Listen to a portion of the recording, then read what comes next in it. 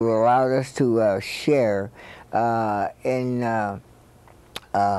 your lifetime, this time, on the television program. This television program is called The Nigritia Community Looking Ahead, meaning that there are a lot of things that will come and you will hear about that you may not have actually dream of any objective or any idea or any prophetic, I might use, notion about. But the disclosure of things is always interesting if you don't know it.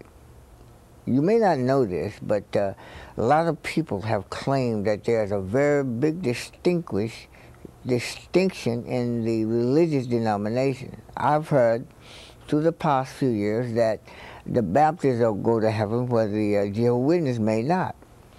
I've also heard that something like the Methodists may not be as good as the AM and FM, whatever, and the Pentecostals seems to be the one that holds it all. But, you know, let me tell you this, if I may. In all of my inquiries and study, I came to the conclusion, after following one of the most tactful and most articulate person that I know of. He said, the whole thing is, trust the Lord. And I came to this conclusion, there's only two kinds of people on this whole earth, the godly ones and non-godly, and God is over all of them. And we've come to that. Now, Grecian has that as symbol, and it carries a little hummingbird along with a little cluster leaf and a little pigeon, a whole bunch of little things that you may want to know and learn about the Grecian people. We are those persons that have actually discovered that there is something called roots that sticks to you, and you don't have to be a Nigritia. We don't care about that. You don't even have to be a person of God. We don't care about that. But the thing of it is, you ought to know that. You know, so whenever the truth is presented, it's like an apple hanging on a tree. Some of those to play the game. You bite it, you get a plug. Some bite it, you don't even touch it. You know, that's the way it goes. Mm-hmm. And so what we're trying to say in this show is that we just bringing you some of the things that you may look forward to. Now here, I've got a panel with me, and we're going to be talking about these things that I mentioned to you here. This one world government, or whatever they had in mind, is now called the international trade or whatever. These people are slowly implementing their program to make sure that everyone becomes dependent on a certain group of people, which will control and be the response, as they claim, of the world. But the Nigritia, we're here to tell you that the resources that primarily keeps the world going belongs to the Nigritian people, and you are definitely the control of it. The only way people have the right over you is that you give them that right. Amen. Now, we know that you don't have to be persuaded by the populist talk or social group or claims. We have a brother that's pretty much clearly distinguished that. And then we have a brother that's trying to put together some kind of unity among the Nigritians that we call everybody Nigritian, that's people of color, because they're God people. Now, not to be offensive, but then this is better than being called something that's real and natural and intrinsic. This is the natural identification for people. Now, Brother Paul, we're going to hear some more about it now, he was not, you know, if you ever want to have, or a person has completed school and the educational system and become self-identifying or self-knowing, he has, because he was not persuaded by the anti-people or the anti-God, Christ, or anti-patriots. He maintained his level of standard. Now, if you look, we had another brother do the same thing. But, you know, most of us know him as Jesus Christ. When he was promised everything, the rule of the world, in a political situation, probably could have been the same, I don't know. But let's just say it was. But he maintained his level or his self-identity. And became, now is known, one of the world's most popular person that ever lived. And then, of course, we're going to be talking about how and what maybe we ought to group together and start looking for resources or putting together resources that will create jobs and independence and self-determination from the Nigritian people. Now, these people on the panel, I'll give them a chance to say something. First of all, we have a poetess. She's with us again, and this is Jasmine Williams. And then we have the chief of the Nigritians. I'm John Kinsey. I'm with the Nigritian Council in the city of Los Angeles. And we're going to talk to you about the things that I just spoke about. Now, first of all, let's see. What would be a determining factor of becoming self-determined in the minds of the Nigritian people, if it exists? Can you deal with that? Or well, I can try to respond to it. When we talk about self-determination, it seems that there must be some, what they call formula, as you say, what are we talking about? And it seems that as we examined it, there were 4 features to it. You must have rulers, people who make up the rules and whatnot. You also must have, it seems, people who make the money. Okay. So the rule can be enforced. Well, the rules and then the people and then you must have some people who will be paid the money to enforce the rule. Okay, now we're getting a little bit away from. We're getting a little bit away from. We're getting a little bit away from Plato's theory of form. Oh no, it was state, perfect state, right? Plato, perfect state about how. Well, I'm just saying elements that you have to have. Okay. If you're talking self-determination. Okay. Because it just seems that that's the way. You have rulers, merchants, military, and mass. Okay. So you have to have a group of people that you're going to rule over. Okay. And out of that 70%, these other 30% are produced, and they keep producing in each category. Okay, now what does this do for, now that we have that, like here, we have this kind of thing in institutions, but I'm talking about to be a self-determined. Well, one of the first things you do then is choose a name. I'm saying that it has to have a process. It ain't no abracadabra. Nobody gonna go out there and say, well, all of these brothers and sisters are together, we unify. Unless it be a white person go out there and say, all them niggas over there, I see them.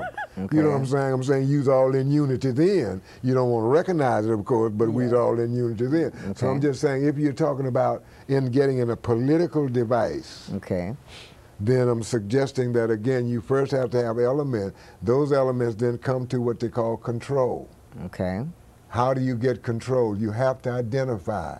That was why you had the name of what group is this, now gonna, what do you call it, self-determine. Okay. Because let's face it, once you decide you're gonna self-determine, that means everybody else who's self-determining gonna have to get over and make room for you.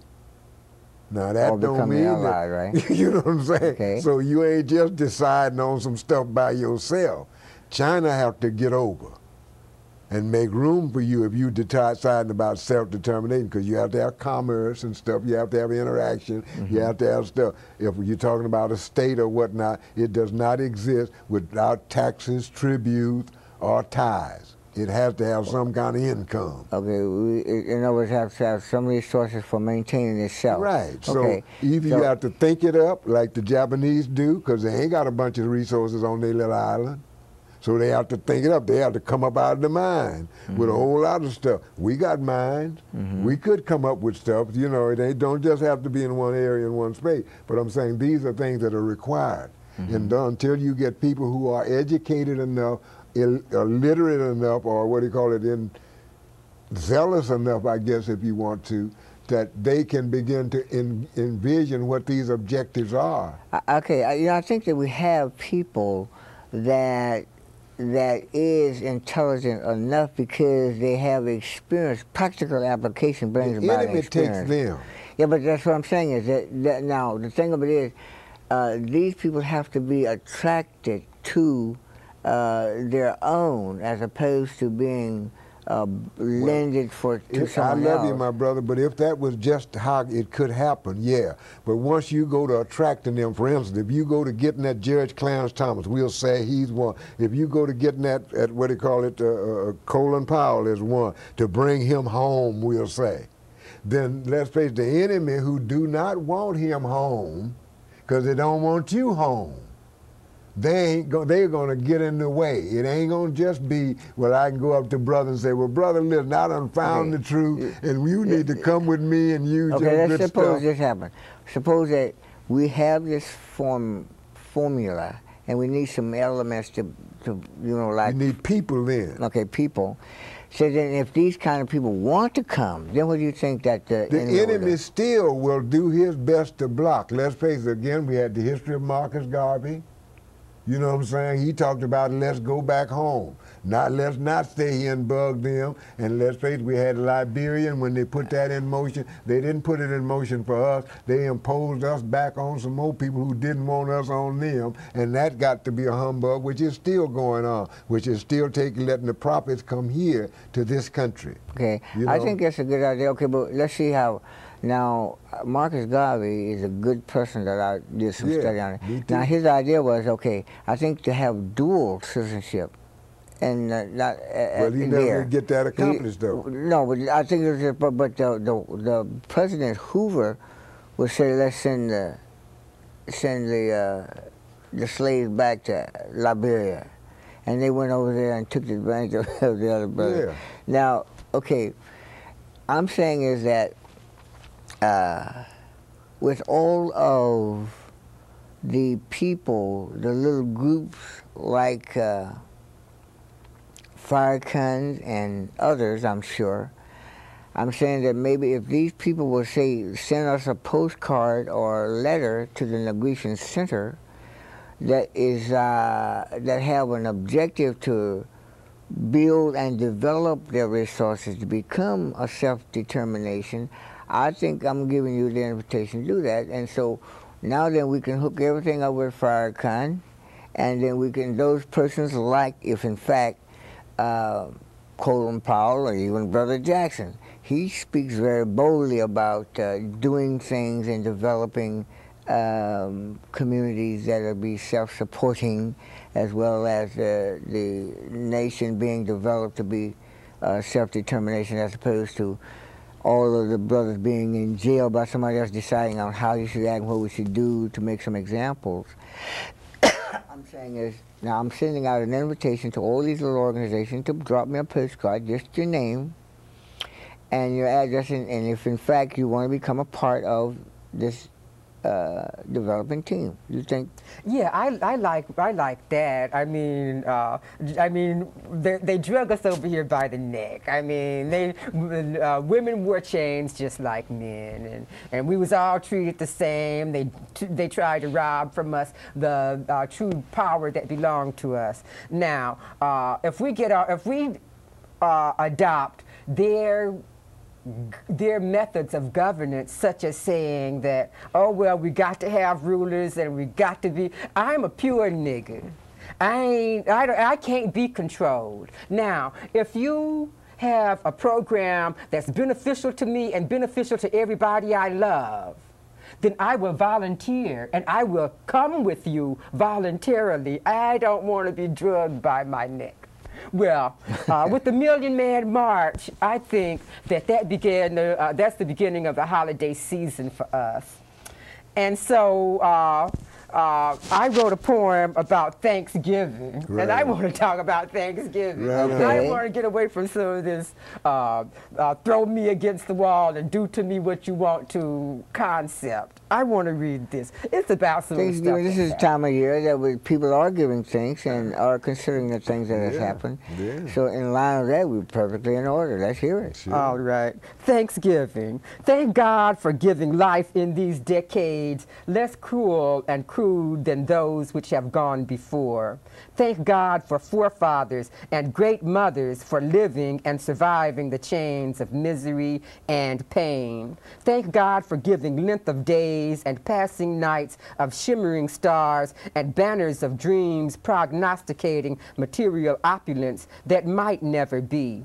Thank God for giving gifts of precious friends and cherished family, and memories of life that once had been. For children playing on tenement properties being moved from place to place by serfdom parents, forced nomads, no future nor community they recently had. Thank God for rest, no place in hell, and those few children who thrive in spite of this who fare well. Thank God for giving the caring mercies of health and healing, the tenement hearth and heed of money-crazed pushers and fiends. Thank God for giving squandered lives which preach of need for thought and humane creeds. Thank God for humane deeds which sow the seeds of hope in farmlands of vice and violence.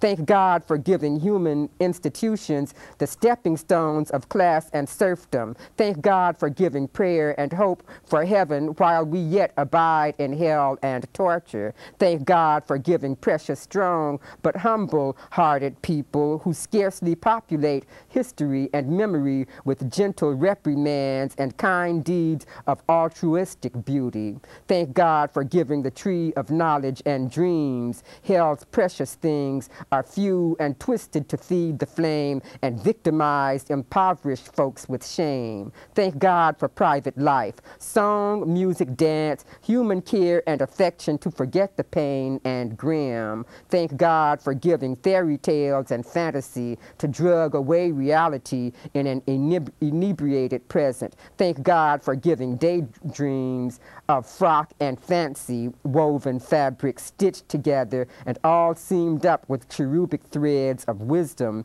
slashed to shreds, recycled again as learning. Thank God also for me and you. Thank God. Okay, I'm hearing this, and I am a person that is thankful to God. But you know what? Let me say something, and I want to say the reason why I do that. I really thank God for having Jesus Christ come on this earth, because he proved the point. And that seems to me the sole purpose that everybody gets away from, because everybody talking about he came to die for our sins and whatever. But that to me is so nebulous till I very seldom use the term. Well, I don't use the term sin, but hardly ever anyway, let me put it this way. But here, if a person has come to demonstrate that one individual can develop these skills of many patriots, those early patriots, he studied those masters' lifestyle and put them in a person. Now, I think this is his total purpose, is that we learn how to blend in with nature, so then that nature was spontaneous respond to our thoughts as well as voice. That is why he always says, say what you want. If you speak to the mountain and you don't doubt it in your heart, it will move. But the boy, he studied all of these principles, all the early patriots, like Moses, and like walking on the water or dividing water, and like, what's his name, Isaiah, and like Elijah, flying around floating, and Enoch dissipating and totally, disassembling. To me, that was his purpose. And said, now this is Almighty God. God is over all. You don't need anybody else to do this. You don't need to have a stick or a clutch or a bucket or a cape. You do it through your own mind if you know yourself, because you and God are one if you learn that process. With you and God, you're a majority, huh? There's much so, very much so. Because here he's saying, now, okay, and it was predicted that God would send a person to do that, and his name would be whatever his name was. Okay, so all the other gods that came, all the other religious people that came, their practice were not proven to be viable or factual, but everything that he talked about he was going to do, he did it. Well, it certainly wasn't as extensive, according to that. Yeah, as you say, it's allegory. But I certainly am also intrigued by that story, that, as you say, he went places and read stuff and engaged information that was existing. Right, right. Now, I'm suggesting that that's why the Nigritian has some claim in that, because if then Lucy, being one of the oldest human beings they say was found on the face of the earth, she was found not up in Canaan, but down in the heart of Nigritia. Okay. You know what I'm saying? And so it seems that that Egypt and that establishment don't go back no more than 100,000 years.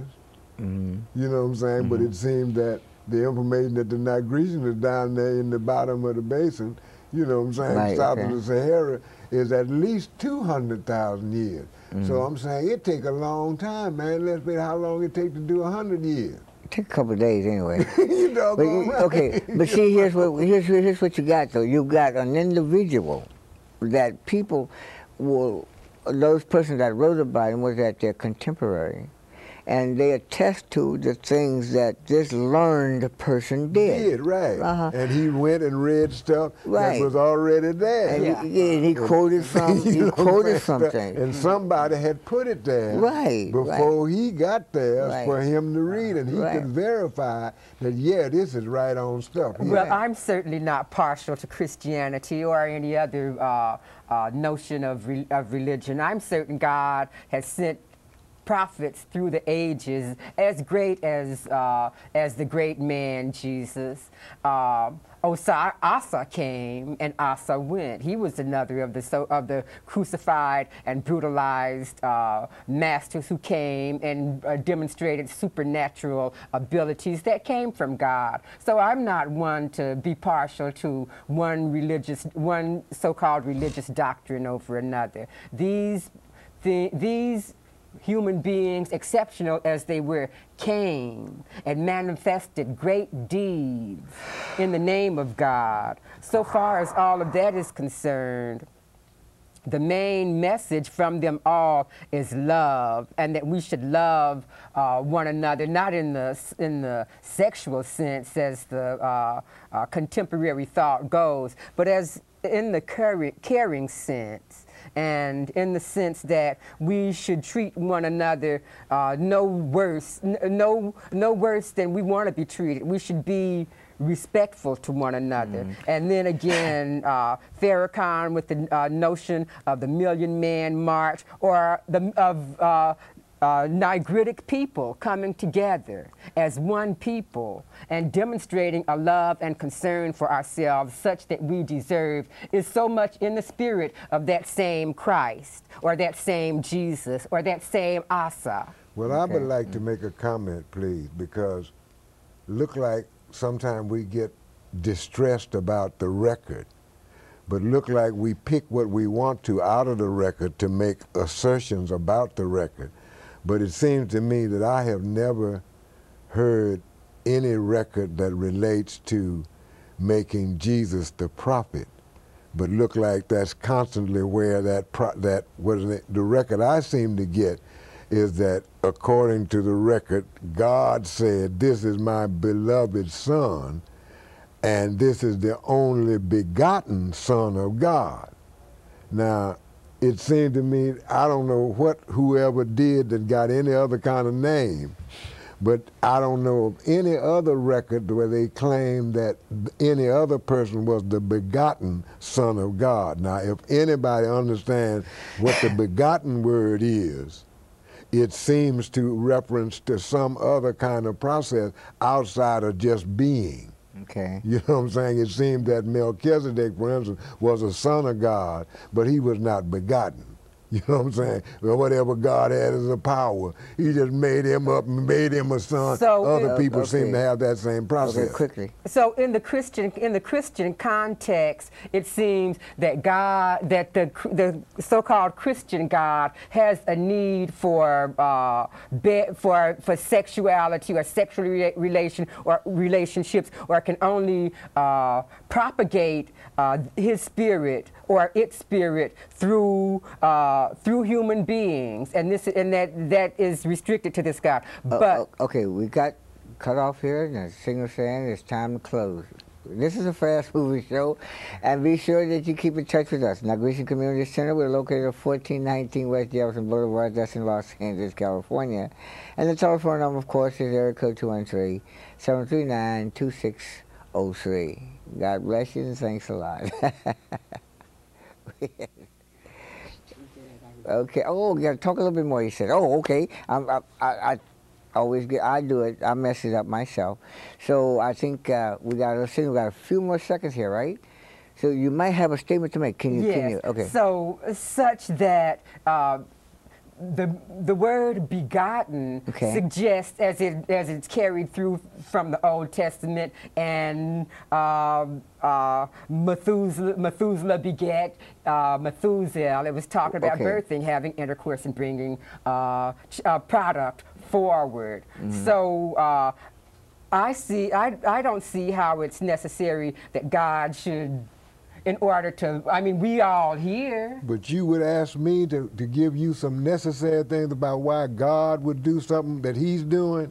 Now, I think I love you, but I don't think that I have those kind of capabilities. I can't answer for how come God did. What I somehow understood that the record said that he was the only, not he was the continual, but he was the only. So if you want to make that a sexual reference, that's true. That applied to the rest of the people as to how they did it. But it seemed that was the only one that he done that with. Okay, but here seemed to make a particular reference. Okay, well here then, I think what happened here is that because it had to be shown that if all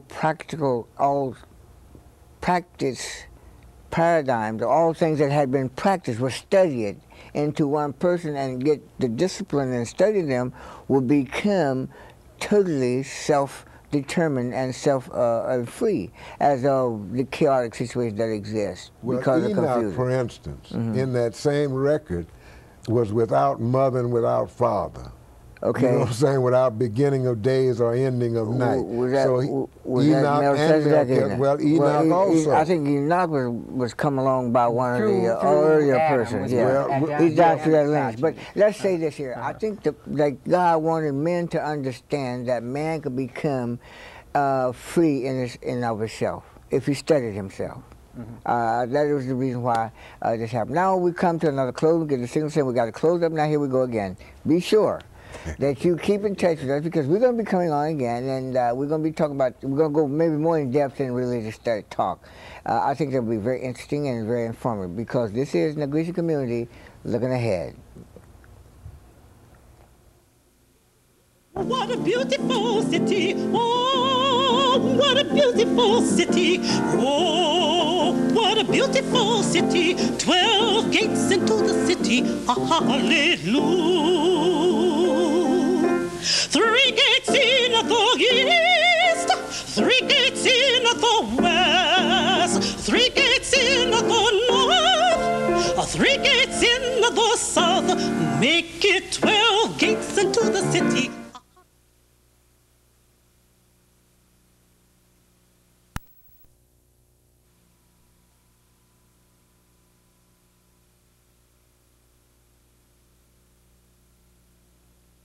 Beautiful city, oh, what a beautiful city, oh, what a beautiful city, 12 gates into the city, hallelujah.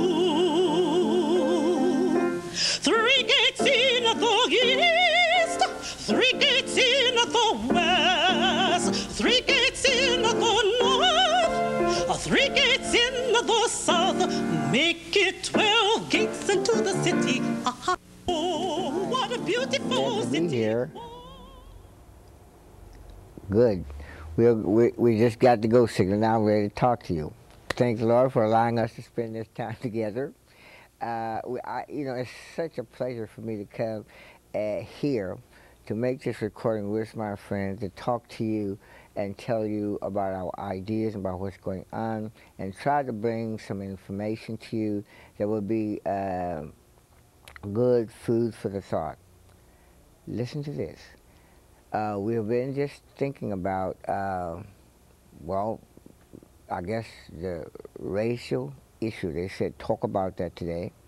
I says, well, if it's not current, then we should not talk about it. Or we talk about it current, they're going to put some good overtones in there or undertones to make it sound current. Of course, with us today we have the chief and the port, and they will introduce themselves again, and starting with the person immediately to my right.